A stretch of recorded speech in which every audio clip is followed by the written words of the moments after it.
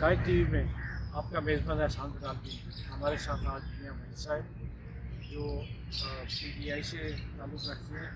और गवर्नर पंजाब के कोऑर्डिनेटर हैं। उनके साथ जनाब नूर मोहम्मद कसूरी साहब जो बेनज़ीर साहिबा के 2 दफ़ा एडवाइज़र हैं। मियां साहब और कसूरी साहब, पाकिस्तान इस वक्त वैसे तो हमेशा ही हम जब से पैदा हुए उस वक्त से सुन रहे हैं पाकिस्तान क्राइसिस में है, लेकिन अपनी तारीख का बदतरीन क्राइसिस इकनॉमिक और पोलिटिकल, इस वक्त पाकिस्तान इन दोनों क्राइसिस से गुजरा है। तो मियां साहब, मैं आपसे आगाज़ करता हूँ, आप इन दोनों क्राइसिस के बारे में अपनी राय देंगे कि इसको कैसे ओवरकम किया जा सकता है और ये आए क्यों। फिर उसके बाद साहब से पूछते हैं। बिस्मिल्लाहिर्रहमानिर्रहीम। सबसे पहले तो जो इस वक्त हालात हैं, आप देखें कि इसकी असल वजह जो आपने पहले तो वजह आपने पूछी है, तो वजह है जो इस वक्त एक सियासी अदम इस्तेहकाम है। जब तक आपका यहाँ पे सियासी इस्तेहकाम नहीं आएगा, मैं नहीं समझता कि आपका जो है ना इकनॉमिक का हालात बेहतर होंगे। और ये एक अरसे से जिस तरह की बात चल रही है, आज हमारे सियासतदान, आज हमारी पार्टी एक दूसरे के साथ बैठने को तैयार ही नहीं है। और मेरा ख्याल है कि जब तक इस मुल्क के अंदर कोई पावरफुल जो है ना वो गवर्नमेंट को हुकूमत ऐसी नहीं आती जो संभाल सके। और ख़ास तौर पे मैं एक और बात जो बहुत अहम है, आज तक 75 साल से जो आपने कहा कि हम सुन रहे हैं कि पाकिस्तान तारीख़ के नाज़ुक मोड़ पे, ये हम भी सुनते जवान हुए, अब इस एज में चले गए हैं। तो इसकी एक वजह ये रही है कि आज तक जितने भी हमारे हुक्मरान यहाँ आए हैं, मैं नहीं समझता कि उनके पास कभी कोई ऐसा इख्तियार रहा है या आवाम से उनका रब्ता जो है ना वो रहा है। ना उन्होंने सच बोला है, ना आवाम को सच बताया, ना अपने हालात बताए, ना आवाम के साथ उन्होंने कभी आवाम पर ट्रस्ट किया। हालांकि जिनको आज पाकिस्तान के अंदर एक मुहिम के तहत, एक बड़ी साजिश के तहत एक ख़ास अदारे को बदनाम करने की कोशिश की गई, लेकिन आज वो उस पीक पे ले गया मामला, सारा उस पीक पे चला गया कि आज रेडी वाले से ले के आज ऊपर तक हर बंदा जो है ना एक ही अदारे को जिम्मेदार ठहरा रहा है। और मैं समझता हूँ कि ये पाकिस्तान के लिए अच्छी बात नहीं है। और उस अदारे को भी सोचना होगा कि हमें जो है ना इससे कैसे निकलना है। हमें जो है ना वो सियासी इस्तेहकाम के लिए यहाँ पे इलेक्शन करवा के और इनके ज़ुम्मे जो है ना वो जो मुल्क के मामलात हैं, और उनको आगे चाहिए कि वो पूरी कौम को, पूरी आवाम को ये बताएं कि हमारे हालात क्या हैं इस वक्त। जब तक आप रोड मैप नहीं देंगे, आप लोगों को बताएंगे नहीं कि हमारे पास इस वक्त जो क्राइसिस है, हमारा फूड का क्राइसिस है, हमारा ऑयल का है, हमें जो इस वक्त दुनिया के साथ आज भीख मांगने से बेहतर है कि आप अपनी आवाम से बात करें और यहाँ के अदारों को मजबूत करें। बदकिस्मती ये है कि यहाँ पे करोड़ 2 करोड़ की गाड़ी लेने वाले बंदे के सामने लिखा जाता है ये फाइलर है, ये नॉन फाइलर है। ये दुख की बात है कि एक बंदा 50 लाख की, 25 लाख की भी गाड़ी ले, तो मैं कहता हूँ उसको हक ही नहीं है कि अगर वो फाइलर नहीं है तो वो गाड़ी रखे। ये जब तक आप ये अपने पाँव पे खड़े होने के लिए अपनी आवाम पे एतमाद नहीं करेंगे, उनको बताएंगे नहीं, उनके साथ जो है ना अपने हालात को, और वो जो पेट पे पत्थर बांधने वाली बात है वो आज हम पे अप्लाई हो रही है और हमें ये बांधने हैं। जब तक आप उसको एतमाद में नहीं आवाम को देंगे, और वो कौन कर सकता है? वो वही कर सकता है जो आपका हकीकी नुमाइंदा है, जिसकी आवाम के अंदर लोग उसको समझते हैं कि ये हमारे क्राइसिस से निकाल सकता है। और वो एक सियासी आपकी जो है ना वो ताकत होगी, वो आपका वज़ीर आज़म, वो आपकी पार्लियामेंट, वो लोग होंगे और उनकी भी क्रेडिबिलिटी हो, वो लोग आएँ, वो आके बात करें। अगर तो वो लोग ये कर सकते हैं तो मैं समझता हूँ उसके लिए जो सबसे अहम बात इस वक्त सबसे ज़रूरी है वो है इस मुल्क के अंदर फ्रेश जो है ना वो इलेक्शन की तरफ जाया जाए। और जो जिसको आवाम मैंडेट दे, जो बंदा जो है ना पूरे इख्तियार के साथ आए, जिसको पता हो कि 5 साल के लिए मैंने आना है, उसके साथ बाकी बाहर से इन्वेस्टर भी आएगा, यहाँ पे बाकी मुल्कों से हमारे मामलात भी ठीक होंगे। आज इन हालात के अंदर पता ही कोई नहीं है कि कल क्या होने वाला है। यहाँ पे इन्वेस्टर तो डरता जो है ना, बाहर से किसी ने क्या ना, यहाँ से पाकिस्तानी जिसके पास कुछ पैसा है वो यहाँ से भागने की पूरी तैयारी कर रहा है। वो यहाँ बाहर जो है ना वो बाकी मुल्कों में अपने वो देख रहा है कि मेरे लिए कहाँ पे मैं सेफ हूँ। और जिनके पास है आप देखेंगे बदकिस्मती ये है कि पाकिस्तान के अंदर इंडस्ट्री लगने की बजाय यहाँ पे हमारा छोटा सा भी कोई ब्रांड किसी का भी नाम ले लें, उनका सारे का सारा कहाँ चाइना से बन रहा है, किसी और मुल्क से बन रहा है सब कुछ, वो अपनी इंडस्ट्री वहाँ ले गए हैं। और यहाँ पे क्यों ये काम नहीं हो रहा? क्योंकि इस्तेहकाम नहीं है। जब तक ये इस्तेहकाम नहीं होगा और दहशत गर्दी का जो एक दोबारा से एक वेव फिर जो है ना वो शुरू हो गई है, उसको रोका नहीं जाएगा, मैं नहीं समझता कि पाकिस्तान बेहतरी की तरफ जा सकता। नूरुल सूरी साहब, आपने मियां वहीद साहब की बात सुनी कि फर्स्ट पोलिटिकल क्राइसिस है और इन्होंने भी मुतालबा किया है कि फौरी तौर पर इलेक्शन करवा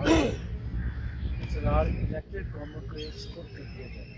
ताकि वो क्राइसिस से निपट सके। आप एक पोलिटिकल वर्कर हैं और आप अपने स्कूल में थे जब से आपने पोलिटिकल मूवमेंट में हिस्सा लेना शुरू किया, आप बताएंगे कि क्या इसका हल क्या है? जैसा कि अपना मियां वहीद साहब ने कहा है, मैं तकरीबन खुली तौर पे ये समझता हूँ कि जो इन्होंने कहा है कि दुनिया में जो भी मसाइल हल होते हैं अवाम को इत्मीनान में लेने से ही हासिल होते हैं। इसलिए इनका जो ये मुतालबा है या पॉइंट ऑफ व्यू है कि नया इलेक्शन फ़िलहाल इसका मतलब बजाय कि अगर कहा जा सकता पॉलिटिकल हल तो यही है। लेकिन फिर भी थोड़ा सा हमें ये देखना पड़ेगा कि ये क्राइसिस है, ये अगर ख़ास तौर पे पाकिस्तान में एहसान साहब एक हमारे नए उहदेदार जिन्होंने पहले पाकिस्तान में कहा कि मैं सियासत को एक गाली बना दूँ, और सियासतदान जनरल ज़ियाउल वो कहा कि सियासतदान मैं सियासत को गाली बना दूंगा और सियासतदान कुत्ते हैं और पाकिस्तान का आइन 4 सफ़ों की किताब है, मैं किसी वक्त भी फाड़ दूंगा और सियासतदान कुत्तों की तरह मेरे पीछे। इसका जवाब मुझे दीजिए, एक सवाल का जवाब मुझे कोई अभी तक दे नहीं सका कि जब एक बंदा कह रहा है कि मैं जब बुलाऊंगा ये 2 मिलाते चले आएंगे, तो क्या फिर ये 2 मिलाते क्यों गए? लेकिन अब सियासत कैसे कैसे देखे बात ये 2 मिलाने वाले लोग कहाँ से आ गए? सियासतदान उस जमाने में मैं कहता हूँ ज़्यादातर नहीं गए, ज़्यादा वैसे शुरू बड़ी थी, मेरी बात मिनिस्ट्रियाँ को कोई मेरी जगह एक बात सिफारिशें करके मिनिस्ट्रियाँ सर मेरी बात आप अभी अब कहते हैं कि सियासत नहीं गए। मैं ये कहता हूँ उसके बावजूद पॉलिटिकल पार्टियों ने उसने फिर एक क्लास तैयार की लोकल बॉडीज़ के जरिए बजाय इसके, और पॉलिटिकल पार्टियों पर पाबंदी लगाई गई, स्टूडेंट यूनियन पर पाबंदी लगाई, जर्नलिस्टों पर पाबंदी लगाई गई, सियासी जो इदारे थे वो बंद कर दिए। तो फिर एक नए तरीके से ब्रीडिंग शुरू हुई कि जो लोकल बॉडीज़ के जरिए जो शहरों के 2 नंबर धंधा करने वाले थे, देहातों के जो रस्सागीर थे, चोर थे, डाकू थे, वो डिस्ट्रिक्ट काउंसिलों के जरिए और शहर का जो 2 नंबर धंधा करने वाले लोग वो म्यूनसिपल कमेटियों के जरिए सियासत में एक नई सूरी साहब बहुत बड़े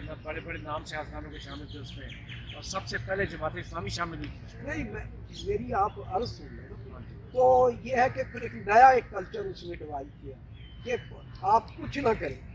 सियासत ना करें, आइन की बात ना करें, आइन की बात ना करें, जो भी तरीके से आप क्यों पीछा किया? चाहे हीरोइन का आप ये मुझे बताएं ये क्यों उसके साथ लगे? सर वो बात मैं आपकी बहस को जो है ना थोड़ा सा इस तरह से कसूरी साहब की बात को आगे बढ़ाते हुए, वो किसी ने कहा कि जनाब मौलवी चोर हो गए हैं, तो एक बड़े आलम थे बुजुर्ग, उन्होंने कहा कि नहीं, चोरों ने दाढ़ियाँ रख ली हैं। ये बात उनकी दुरुस्त है कि हुआ ये है कि उस वक्त के सियासतदान देखें, बेनज़ीर ने नहीं माना, उस वक्त बाकी लोगों ने नहीं माना, उस वक्त उन्होंने एक नई टीम जो है ना, जो आज भी मुसल्लत है और आज भी वो अपने आप को सियासतदान कह रहे हैं, हालांकि वो सियासतदान नहीं है, वो सारे के सारे कारोबारी लोग हैं। और आज आप देख रहे हैं कि पाकिस्तान के अंदर ये सियासत कारोबार बन गया है। आज वो पूरी की पूरी टीम इस वक्त जो है आज वो मुसल्लत भी है। आज वही लोगों ने आज पाकिस्तान के क्राइसिस की असल जो वजह है वो जो आप कहना चाह रहे थे, वो लोग हैं जिन्होंने यहाँ से मनी लॉन्ड्रिंग की है। और बदकिस्मती ये है कि जब ये हुकूमत में नहीं होते तो ये मुल्क से बाहर होते हैं, इनके बच्चे भी बाहर होते हैं, इनकी जायदादें भी बाहर होती हैं, ये सिर्फ हुकूमत करने आते हैं। और वो उनको जिनकी आप बात कर रहे हैं, जो आज भी جن کے اختیار میں ہے، میں ان سے بھی آج اور خاص طور پہ طاہر صاحب آپ کا شاید اگلا سوال یہ ہوتا، میں آج بھی یہ بات کر رہا ہوں کہ آج اس ادارے کو بہت بڑی ذمہ داری ہے، اور آنے والے ہمارے جو چیف ہیں ان کی بھی اس سے بڑی ذمہ داری ہے کہ خدارا اس ملک کے اندر جو ہے نا، یہ جو کلچر ہے، یہ جو ایک معاملہ ہے، آپ کے علاوہ جو سیاسی عدم استحکام ہے، اس کو کم کرنے میں رول اگر کوئی ادا کر سکتا ہے تو وہ ایک ہی ادارہ ہے۔ ان کو بٹھا کے ان کی بات جو ہے نا وہ اور کسی میں کوئی اور، یہاں پہ جس طرح سے آپ دوریاں ہیں یہ کبھی ختم نہیں ہوگی، ان کو یہی کر سکتے ہیں، بٹھائیں، اور ان کو جو ہے نا وہ اعتماد اس طرف سے بھی آنا چاہیے۔ یہ جو بھی منتخب حکومت آئے گی اس کے ساتھ اگر یہ پیچھے کھڑے ہوں ان کے پیچھے اور اپنی ڈومین میں رہ کے ہر بندہ کام کرے تو یہ اس کرائسس سے ہم نکل سکتے ہیں۔ یہی ایک طریقہ ہے، اس کے علاوہ اور ہمارے پاس کوئی حل نہیں ہے۔ صاحب آپ بات جیسا کہ میاں صاحب نے کہا ہے، بات بالکل صحیح ہے کہ وہ 2 نمبر دھندا کرنے والے لوگ ہیں، کسی نہ کسی طریقے سے حکومتوں میں آنے میں کامیاب ہو گئے۔ اور پاکستان کی جو سیاست ہے، آپ اس کہہ سکتے ہیں کہ اس وقت پاکستان میں احسان صاحب کارٹل بن گئے، چاہے آپ سیمنٹ سیکٹر لے لیں، ٹیکسٹائل لے لیں، شوگر ملوں کا لے لیں، یا کوئی بھی لے لیں، سیاست میں بھی وہی کارٹل ہے، شوگر میں بھی وہی کارٹل ہے، سیمنٹ فیکٹریوں کا بھی وہی کارٹل ہے، پیٹرولیم کمپنیوں کا بھی وہی ہے، آئی پی پیز کا بھی وہی ہے۔ تو آج وہ اتنے طاقتور ہو گئے ہیں کہ جب بھی کوئی اچھائی کی آپ بات کریں گے وہ سب مل کر، وہ ایک ایسے ہی سمجھو جیسے طائفوں کے محلے میں ایک شریف خاتون چلی جاتی ہے تو طائفیں اس کو مائی حاجن کہہ کے بھگا دیتی ہیں۔ تو آج بھی آپ دیکھ لیں کہ ہم پچھلے 5-10 سالوں سے یہی تجربہ کر رہے ہیں کہ دیکھیں احسان صاحب ملک ہیں، ہمیشہ سچائی سے چلتے ہیں، ایمانداری سے چلتے ہیں، آئین اور قانون کی بالادستی سے چلتے ہیں، سپرمیسی آف عوام سے چلتے ہیں۔ یہ نہیں ہے کہ کبھی آپ کہتے ہیں کہ پنجاب سفید ہے، یہ 2 نمبر دھوکہ دینے میں ڈار ہے، کہنے میں مطلب ہے کہ وہ قباحت محسوس نہیں کرتا کہ اس وقت 2 نمبر دھندا کرنے والے، منی لانڈرنگ کرنے والے، ڈاکوؤں کے آپ کہہ سکتے ہیں لارڈ بیرن جو ہیں، رابرٹس کے بیرن ہیں، وہ کسی نہ کسی طریقے سے حکومتی انفلوئنس حاصل کرنے میں کامیاب ہو گئے۔ تو جب تک ہمیں ایک احسان صاحب ایک دیوار لازمی کرنی ہوگی، اگر آپ جیسے کہ میاں صاحب نے کہا کہ الیکشن کرائیں، الیکشن آپ کرائیں گے تو جہاں میاں صاحب پولیٹیکل آپ کارکن کھڑا کریں گے، یہ ڈاکوؤں کا ٹولہ اگر وہاں 100 روپیہ کرو تو 100 کروڑ روپیہ خرچ کر دیتا ہے تو وہ شریف آدمی الیکشن میں جانے کی پوزیشن میں نہیں ہوگا۔ اب تو دیکھیں وہ ولی خان کہتا تھا کوئی زمانے میں کہ مجھے مطلب ہے کہ صرف 10 کروڑ روپیہ دے دے، میں پوری کی پوری پاکستان کی اسمبلی خرید لوں گا۔ وہ آپ کے سامنے ہوا ہے کہ آپ نے دیکھا کہ $100 ملین سے کہ پورے سے پورا معاشرہ جس میں پارلیمنٹ بھی تھی، حکومت اور ادارے بھی تھی، سب کے سب کمپرومائز ہو گئے اور ایک چلتی ہوئی